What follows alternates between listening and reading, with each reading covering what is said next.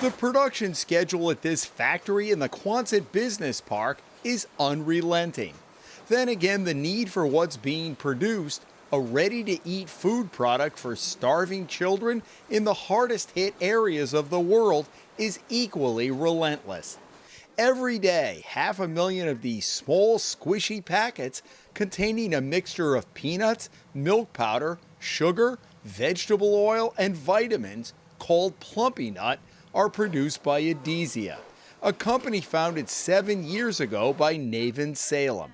She started with nothing but a vision. No experience, no office, no business plan, no firm skill set that is preparing me for this venture. Salem's father and his family came from Tanzania, and a visit there a decade ago left a huge impression on her. There's so many problems when you visit a place like that it's very hard to pick just one.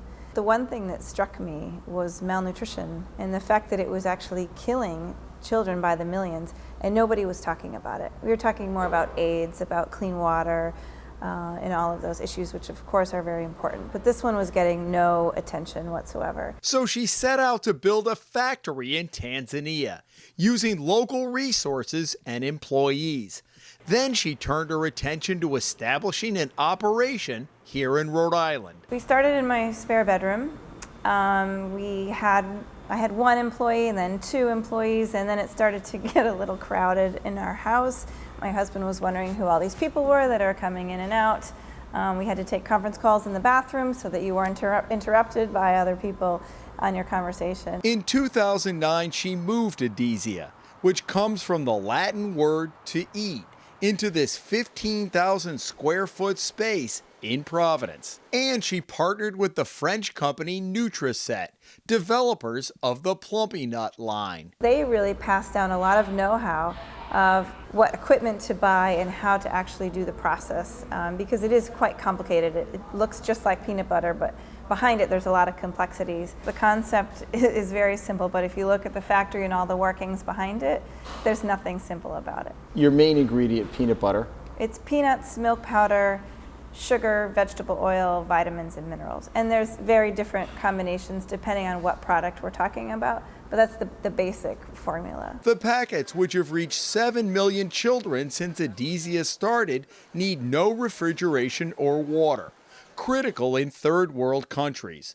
The company targets children 6 months to 5 years old. They are put on a program of 3 packets a day for 7 to 9 weeks. So one box containing 150 packets is a full treatment for one child. If we're not building the brains, then that is irreversible, and we will not be able to get that cognitive ability back if we don't intervene really before the age of 2. Salem says Adesia's product line goes to the worst of the worst. Countries that not only have starving children, but a disaster like an earthquake or drought on top of it. They're surviving on leaves. I mean, really, you can't even understand what it is to have access to nothing. And so this is a really critical, life-saving intervention that we are trying to get to people. Along with the United States government, Adesia partners with and is supported by the World Food Program in Rome and UNICEF in Copenhagen, which determine where the need is greatest. Guatemala, Haiti, Ethiopia, Niger, Sierra Leone, Liberia, Tanzania, Rwanda, Malawi, Namibia. She's been to all of them and more over the past 5 years. And last spring, Salem took 2 separate trips to Sierra Leone and Liberia. She took along veteran employee Freeman Somerville, a Liberian refugee who hasn't been back to his homeland for decades. Adesia now has 70 employees from 23 countries, many of which the company has helped. We actively, since the beginning, have recruited from the refugee population. And to me, it's very important because that is who we're serving a lot of the time. And so who can understand what it's like to be a refugee and someone who has to flee their home, then refugees themselves. Last spring's visit to Liberia is typical. A mother brings her infant to a clinic, often walking very long distances to get help. In this case, an 8-month-old girl weighs barely 7 pounds.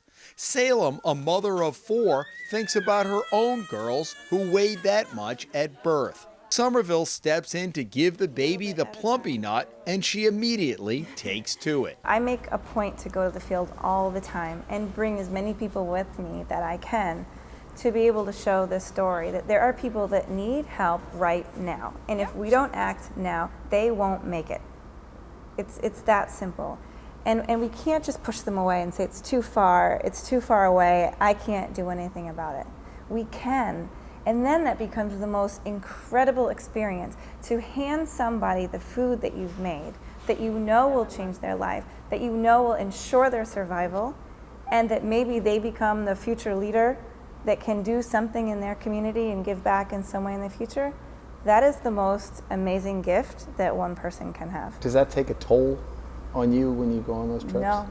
No, it's always, it's just a reminder of why I work around the clock, why we all work so hard to make this happen and to make it possible and to do it better every day, is for each of these kids that their faces are all over this office. I bring their images back home with me so I don't forget them. We didn't know what we were doing, but we were excited and passionate enough that we had something good and we had something meaningful that we just plowed forward. Maria Kasparian, who grew up in Portsmouth and was a Peace Corps volunteer, is Adesia's executive director.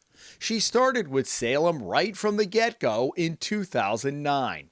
Kasparian says the move over the summer to a facility quadruple the size of the old one will allow the company to greatly expand its reach. Quonset has given us some space. Quonset has let us dream bigger, think bigger.